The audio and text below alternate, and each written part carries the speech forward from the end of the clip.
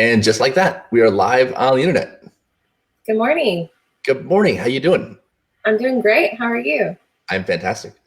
Thank you for getting up at this early hour in Texas. Absolutely. I'm So always up early. are you? Yeah. I am sorry to hear that. Is that by choice or because you have to? Get up and get kids to school and all that stuff. Yeah. Yeah, kids seem to get up very early. That's the thing. Yes, they do.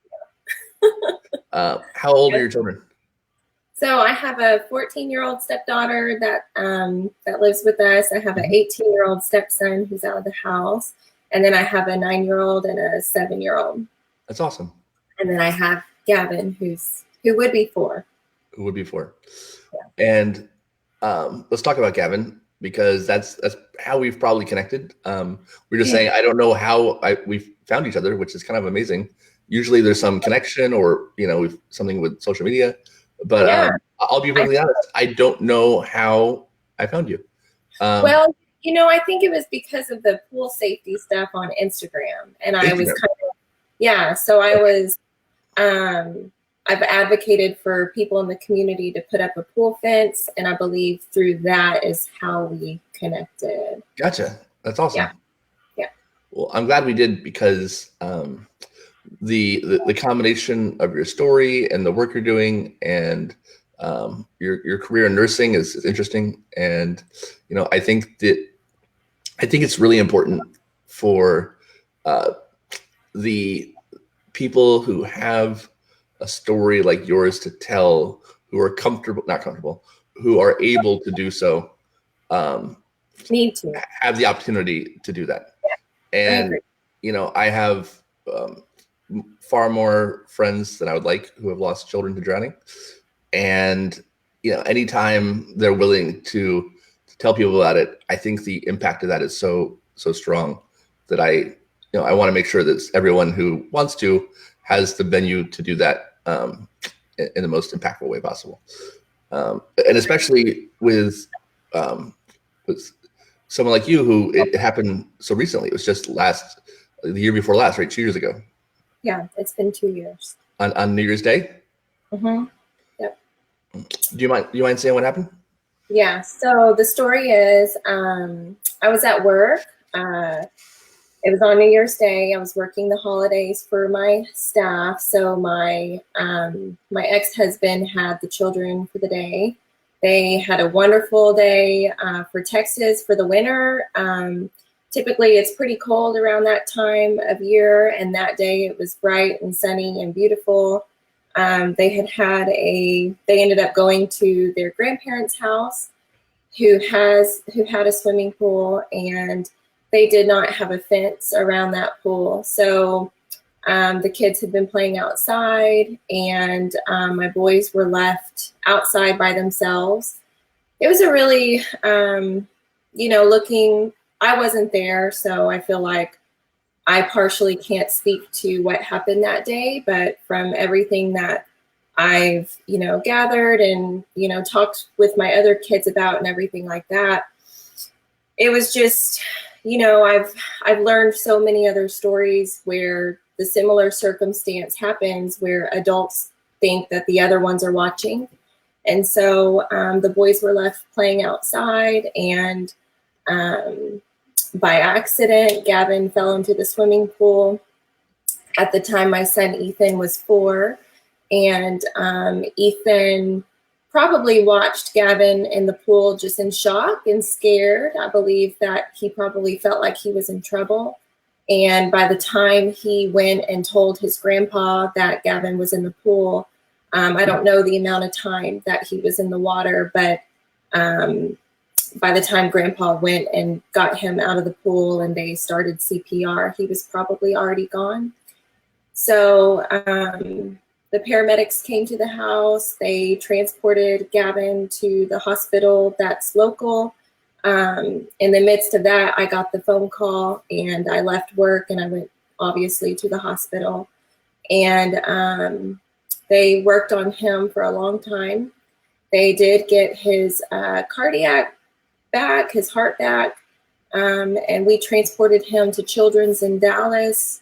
where they tried to stabilize him even further. But after about 30 hours of efforts, he was gone. So we let him off life support the following day.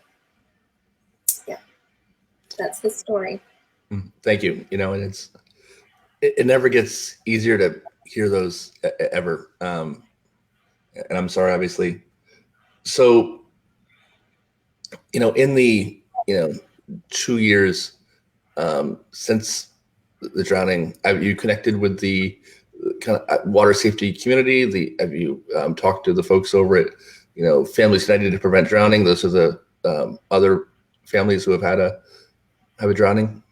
Yeah, so I really actually got connected with all these groups through my friend, Misty Vinto.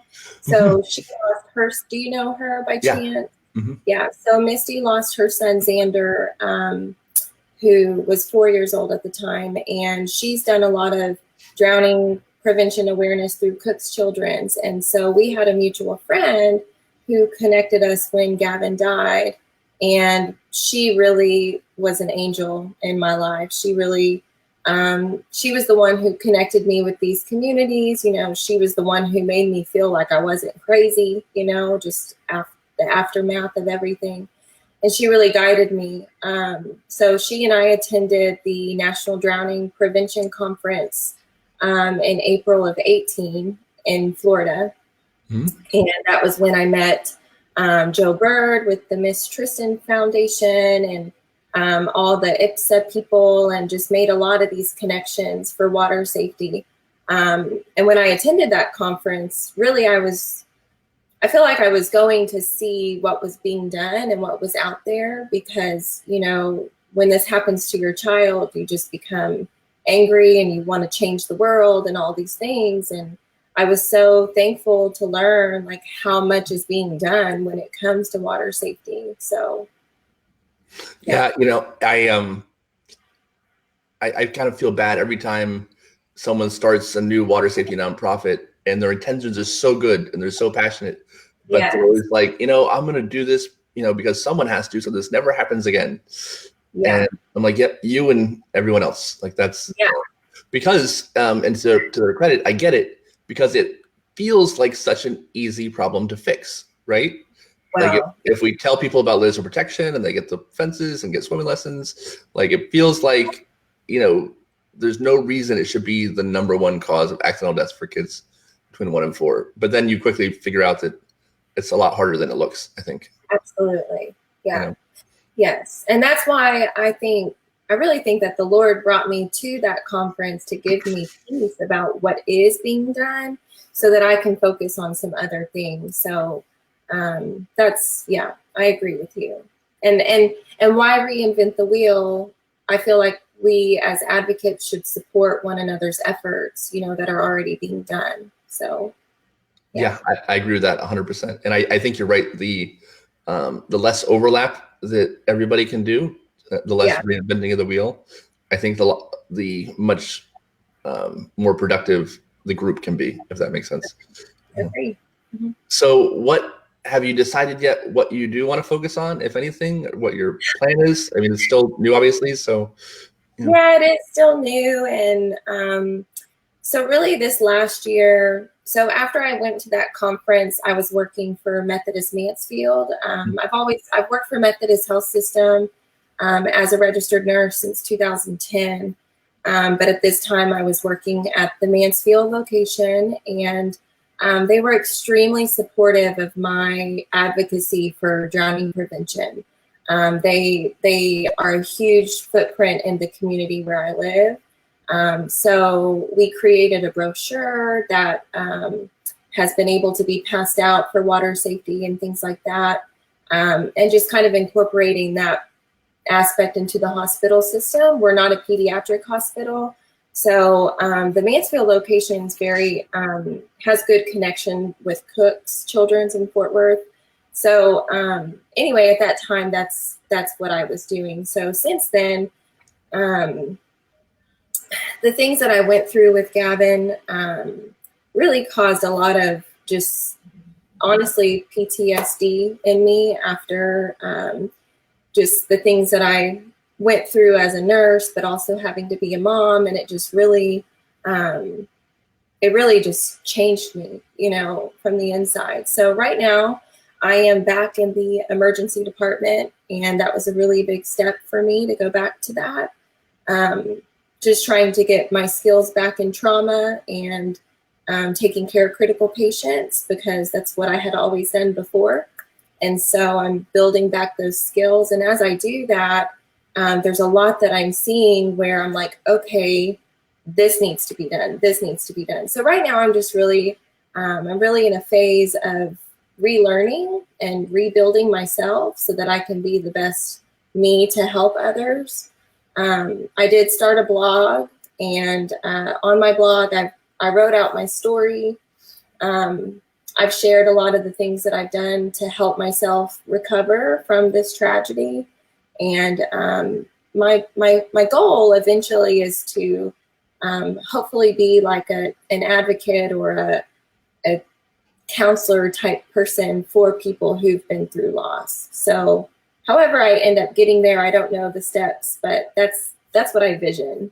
So I like that a lot. And, a lot of people who have suffered loss, just kind of because of the nature of this community, watch this right now. And I always like when other people who have had a similar experience kind of share what they've done to process and recover, because I know that people who have been in a similar situation are watching. I talked to a mom a few weeks ago who had one of the most beautiful metaphors that I'd ever heard, where she said she figured out that each happy moment after her son drowned was like a pearl of joy.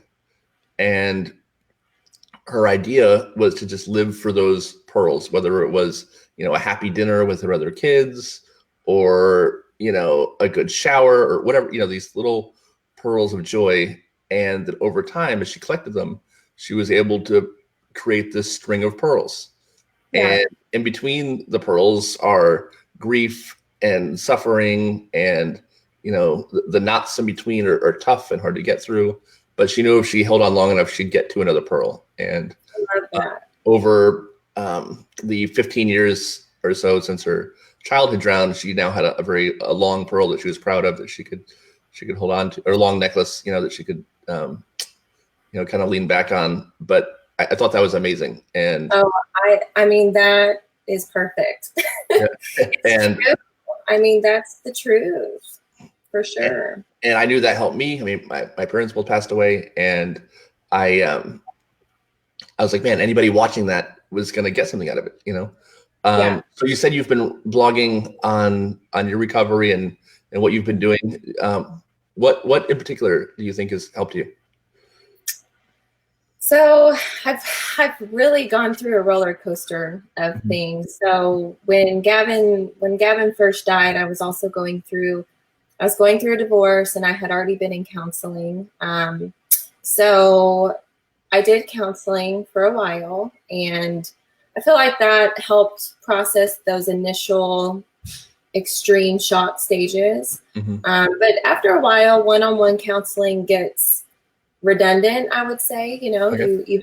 You have to find a way to move forward from these acute conversations, I guess. So I ended up, anyway, long story short, several wonderful people came into my life. I had the most amazing friends walk me through that first year. And my very best friend, who I'm now married to, introduced me to Celebrate Recovery. And Celebrate Recovery has been where I faced everything. So through that, I not only processed who I was before this tragedy, but who I am now, because it changes you. And losing a child it's just a different.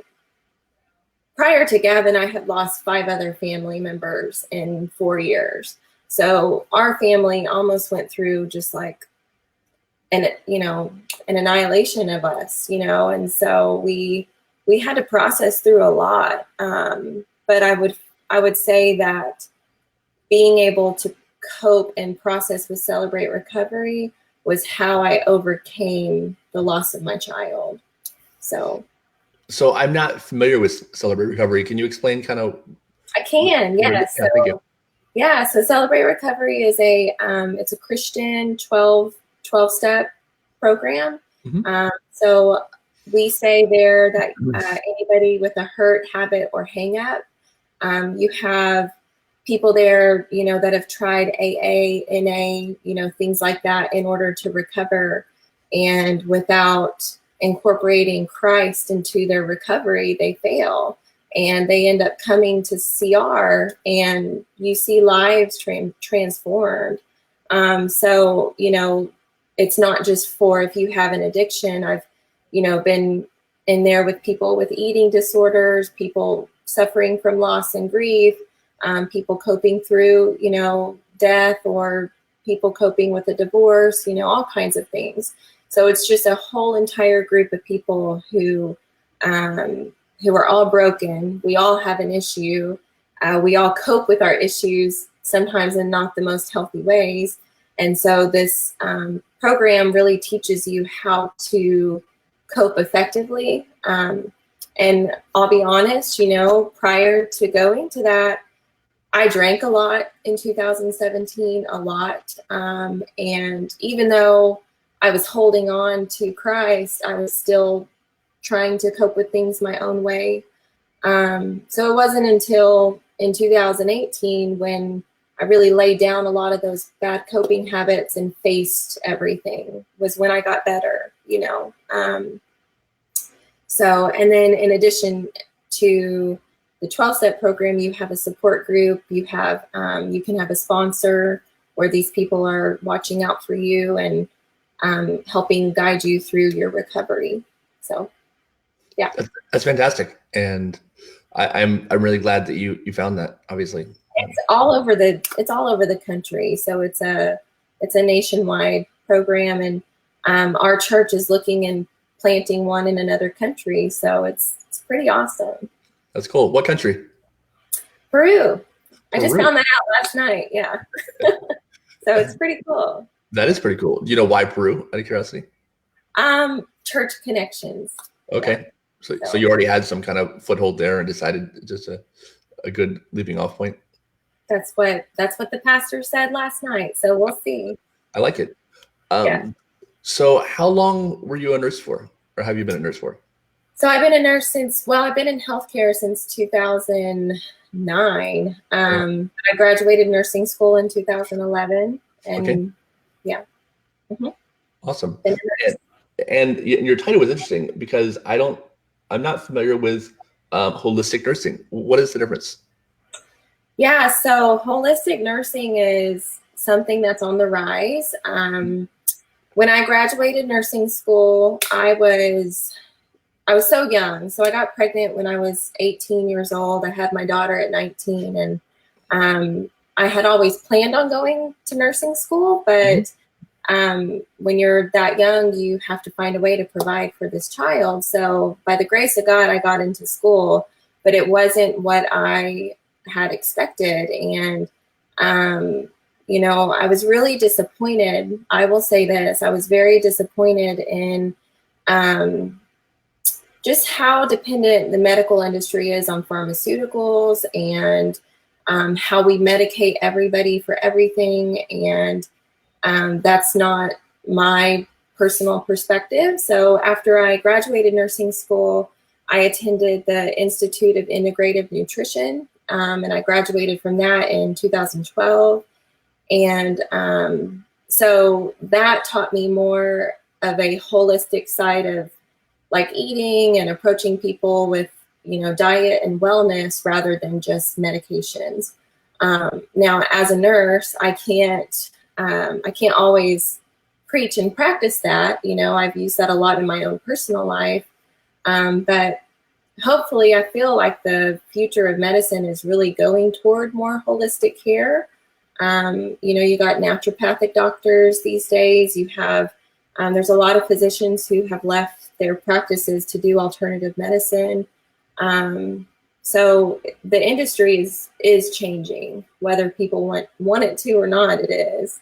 So yeah, my first instinct when I read that was that holistic nursing reminds me of the alternative to being an MD, which is, now that word's blanking on me. I know there's two types of physicians. You can be an MD or a DO. DO. Thank you very much. Is that similar? Is a DO similar to the type of? Yeah, I would say so, because a DO, they're this is a this is a hard topic to say, but they are looking at a more whole person perspective. Sure. And that's what holistic nursing is. It's, where you're not only assessing the person for their, infection in their leg, you're asking them, how are you spiritually? How are you emotionally? And all of these things affect your health, so it's looking at the whole person.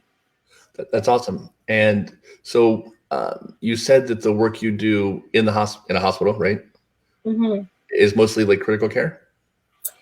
It is for the time, yeah. So I'm Med-Surg certified. I've worked in Med-Surg. I've done mother baby, where I was on postpartum, and then I went into emergency medicine. So the emergency room is my heart, because I love the fast pace. If I work for 12 hours and I want to be busy and on my feet and, all that. So, but the holistic side of care, you're limited as a registered nurse. You cannot sit and see a patient and tell them what to do, because they're under the care of the physician. So I am in school for my master's. I'm still kind of at a crossroads as to what I want to get that in for my nursing degree, because I want to be able to do that with people, but I'm just still researching what that looks like.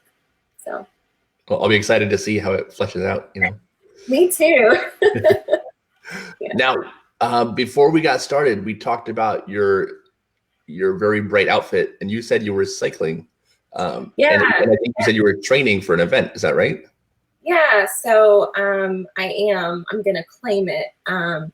Since Gavin died, I picked back up my bike. I cycled when I was in high school, and in and out of my kids being little. But after he died, I needed a healthy outlet, and I had bought my bike when he was about a year old.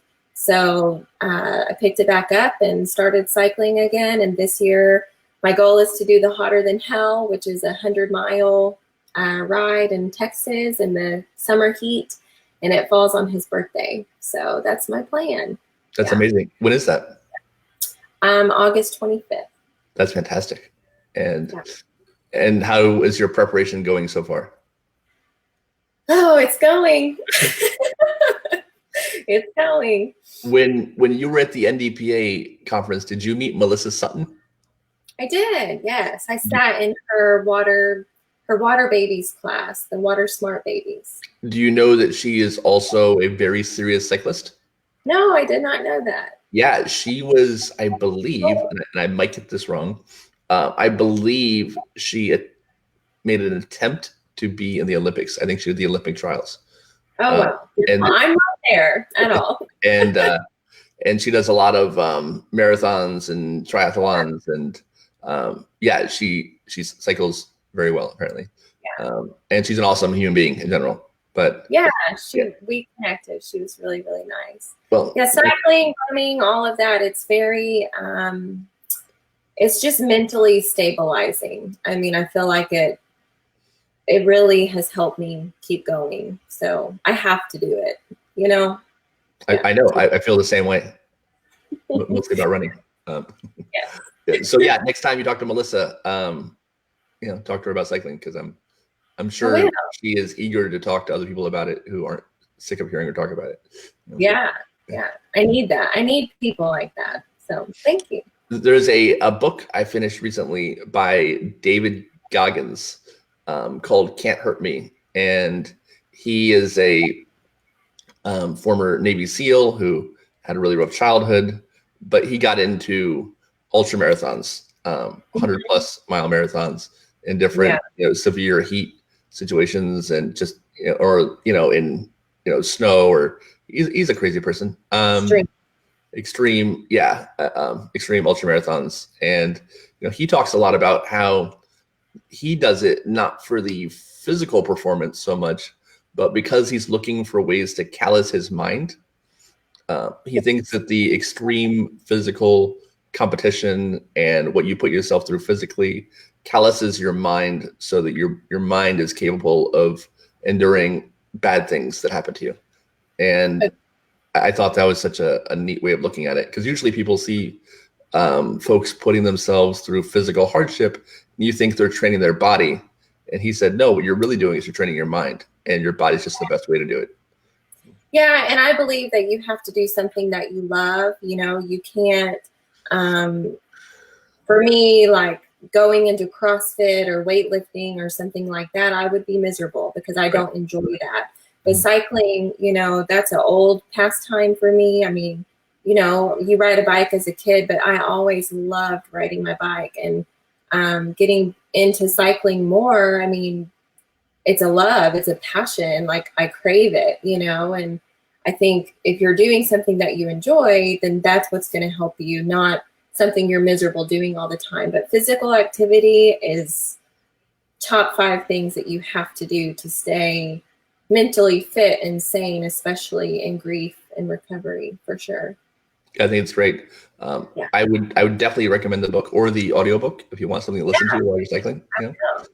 Thank you. Do you normally listen? I always like asking this question. When you're cycling or running, what do you listen to?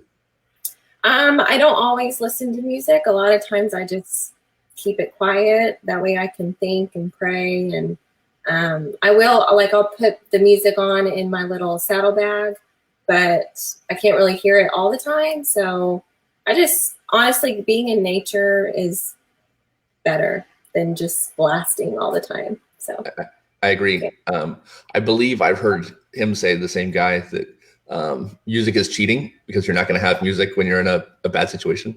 So you got to be able to do it on your own, Yes. Yeah. So what have you been doing in Texas, around Dallas, to prevent less drownings from happening in the future? Because as we all know, Texas is a high drowning state. And I think I mentioned to you before we started that I've been talking about Texas for 20 years, because you guys have some of the highest drowning numbers in the country and 0 laws regarding it. No legislation, preventing drowning prevention legislation. So I know you've been doing some work there, and I was curious to hear about it. Well, so the reason why I even began to look at any of that, when Gavin died, our family got a beautiful letter from our House Rep, John Ray, Representative Ray. And it was like a memoir of his life, and whether that was part of the obituary or what, but it just really made an impact on me. He hand signed that, and it was so generous and so thoughtful. So I ended up reaching out to his office after I kind of got out of the first 6-month fog. And I told his office, I said, we need to do something about this, and so they were very encouraging. And this was in 2017. So they said, session will be coming up, we'll put your name on the list, and we'll look at, what we can do for drowning prevention. So, it was quiet, in 2018, and fast forward, we ended up coming up to where session was happening. So his office and I touched back base, and as they were preparing for what they were going to be working on, the Texas Drowning Prevention Alliance is another big group.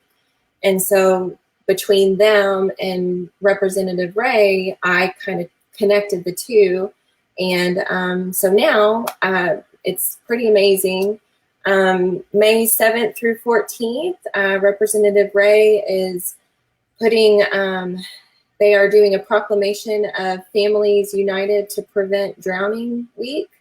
And I may not be saying that the right way, but on May 7th, they are doing an official inauguration of that week. And we are going to be at the Capitol. So they're inviting like all families to come, that whether they support drowning prevention or they want to share their story. There's going to be a large group at the Capitol that day on May 7th. And the prayer is that the governor will also recognize that week. So it's really amazing how that's fallen together. And it was just really connecting people, and that's how these things get done, I guess. That's amazing. That's really cool. It is cool. That's fantastic. And what would you like to see happen in Texas to prevent drownings? So I've been a very big advocate. Obviously, I feel that if the pool that Gavin drowned in would have had protection, even by the accident of children not being supervised, that could have prevented him from falling into it. So I've been a very big advocate for pool safety as far as fencing and things like that. I was really blessed to be able to visit California and Florida and Arizona, where in all of these states, there's rules and there's laws and there's regulations for residential pools. And Texas does have legislation that speaks to city limits, but the problem is that in Texas, most of these homes are built outside of city limits. So, you're talking in the county, there's, door-to-door neighborhoods with backyard swimming pools that don't have to meet those requirements. And so ideally, it would be great if we had legislation that protected just residential swimming pools. I think that that's huge. I think if these other states can do that, why can Texas not? I mean, we're the best state in the country. So, we need that. I mean, that's huge. Texas should have the biggest pool safety law, right? Yeah, we should. And everybody and their mom has a pool. I mean, it's hot, there's nothing wrong with that. And I think that that's, sometimes the negative thing of pool safety advocates is people think that we're against their backyard oasis. And that's not the case. It's right. That you have to have a responsibility with that. People are building these beautiful $400,000, $500,000 homes with, beautiful, gorgeous backyards, but that comes with a responsibility, and whether, you like it or lump it, that's the truth. So. Yeah. I say all the time that you wouldn't leave a gun out in the street or on your kitchen counter. You wouldn't, drive, just set your car driving down the street without anyone driving it. It's kind of it's a public health issue to have your pool in a backyard unprotected. And for me, the pool looks weird without a fence around it. It looks wrong. Like there's something missing. It looks naked, Because you're aware though. And I think that's the thing. A lot of people in our community weren't even aware of the need of a fence. And, is it unfortunate that my son's death had to bring this awareness? Yeah. It sucks. It's a very heavy burden to bear, but the amount of people who have, implemented that and put in safety precautions and their children have been saved because of that. I mean, that's huge, and I just want that to grow and continue on. And so, what's such a blessing is as I am getting out and cycling and I'm going on 30, 40 mile rides, I'm looking around the community and I see a lot more pools with fences than were there before. So I know that there's an impact being made and I know that it's happening. It's just, it would be great if it was at a state, level for sure. One of the things about what we do, and it's going to be the same for you, is there's no way to know how many children would have drowned but didn't because of, for us, because of a pool fence, for you, because of, getting out there and talking about it. But especially, your faith being so important to you. I think, I think there's no doubt that there have been lives saved. And I think trusting in that that's the case is helpful. Even though there's no way to know, No, it is. Drowned, but that somebody would have, right? That there's children alive right now, going to school, celebrating a birthday, whatever it is, because of the work you've done. And I think that's awesome. Thank you. Yeah. So what would you like other parents who have little kids to know? What do you think that people should do who have a pool or think about having a pool, or have a baby who's about to start crawling and walking? What would you advise folks to do? So I'm actually writing a paper on this right now. So obviously the pool is an obvious thing to protect, and we've already talked about the responsibilities that come with that. But in addition to everything regarding pools and water safety, parents need to learn CPR. And that's a number one thing that I feel is probably more important than anything, because no matter what situation can occur, your kid could be playing sports and pass out, and you need these skills. And a lot of parents don't have these skills. So I really believe and advocate for people to learn CPR and learn it correctly. That's a very big conviction of mine, I guess you would say. Yeah. I think that's great. And the number of people I know who say that their child is okay right now because either they or someone present knew CPR is astounding. Our friend Laura Metro, who you may have met at the NDPA conference. I know that name. Yeah. Her son Clay fell in the pool at a pool party, and they pulled him out. He was not in great shape, and someone at the pool party did CPR based on what he'd seen on TV. He didn't know it. He had never taken a class, but he just kind of winged it.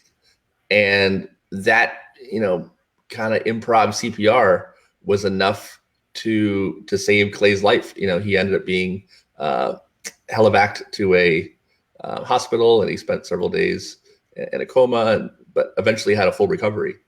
Yeah. And the medical professionals said that immediate CPR probably had a big part in that.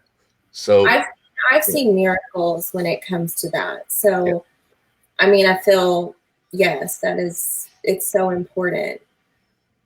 So she has a organization called CPR Party, where she does kind of like a Tupperware party kind of deal. But instead of buying Tupperware, they teach non-certified CPR, where you're not getting a certification, but but you've learned a skill. You learned enough to be dangerous. Yeah. So that's what's important. No, I think it really is. And about the laws, so California probably has the best pool safety law in the country, where they give you the option of, I believe it's 7 different layers of protection, and then you get to pick 2 of them. Oh, okay. And what's nice about that is, as I'm sure you know, layers of protection has been kind of the rallying cry in water safety for the past 30 years. Everyone agrees that you want multiple layers of protection. And the California law actually puts that into practice. And right now in Florida, as we speak, there is a campaign going on to get past the Cason's Cause Act that was started by Britt Howard after her son Cason drowned. And she's trying to get this law passed to have kind of the same thing, where you have to have multiple layers of protection in place. Right now, you can pick one of a few different options, and some of them are kind of weak sauce. You can have just an alarm floating in the pool, and that's acceptable. Yeah. So she's campaigning literally as we speak to get this law into legislation. I think she has maybe 4 or 5 weeks to get it done.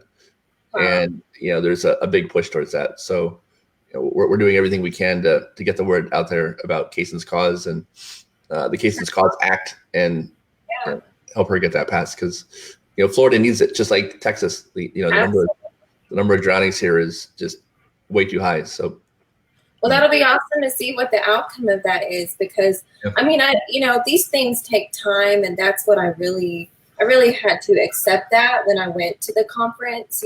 Just it is overwhelming when you step into this world of advocacy. Like, things take time. It does not happen overnight. So to get the Capitol and to get this inauguration going, like, that's a huge accomplishment. And so prayerfully, after this session and over the next 2 years or however long it is, maybe more will come to the table that we can present in Texas. And and as these other states adopt laws, you have models that you can follow, which is nice. Yes. Agree. Thanks. So where can people find out about you? Where can people read your blog? Yeah, so I created, my blog is called YourNumbersNotUp.com, and the backstory behind that name, we were on a family girls trip last summer, and my aunt was just joking, saying, well, her number's not up, and I was like, that's so true about myself. I was very depressed, and I was extremely suicidal after Gavin died, and so God really saved me from that and told me, my number's not up. I still have work to do. I still have a life to live. And so I created that blog not only to share my story, but as I continue to write over time and hopefully, make videos and share with others, it's just that there is life after loss. And in those initial dark days, I mean, you just feel like your life is over, but it's not. And your story can be used for good, no matter what it is. I mean, it's not only for drowning prevention, it's for any type of child loss. So, and just giving the hope for moms and dads to continue to move forward and find healthy ways of living after this happens. So yeah, YourNumbersNotUp.com. .com? Perfect. Yeah. And anywhere, I know you said you're taking a break from social media right now, but does Your Numbers Not Up have a Facebook page or Instagram? Yes, yeah, it's on Facebook. Perfect. Mm-hmm. Awesome. Anything else you want to let people know before we finish? No, I'm just grateful to have this conversation and share my story. And I'm just excited for what the future holds with all of this. I'm very encouraged to see how many advocates there are out there, and hopefully one day we will see a world where this doesn't happen to our kids. So, are you going to be at the NDPA conference this year? Not this year. I can't make it to New Orleans, but I'll be in Fort Worth when it comes to Texas. So. Nice. I missed last year, but I'm actually going to be in New Orleans this year. So I wish I could go. I want to go. I don't know. Who knows? We'll see. But I don't know. Well, I'm going to be doing a live version of this podcast. Good. It'll also be broadcast on the internet, obviously. So Good. you can tune in and see a piece of the conference from home.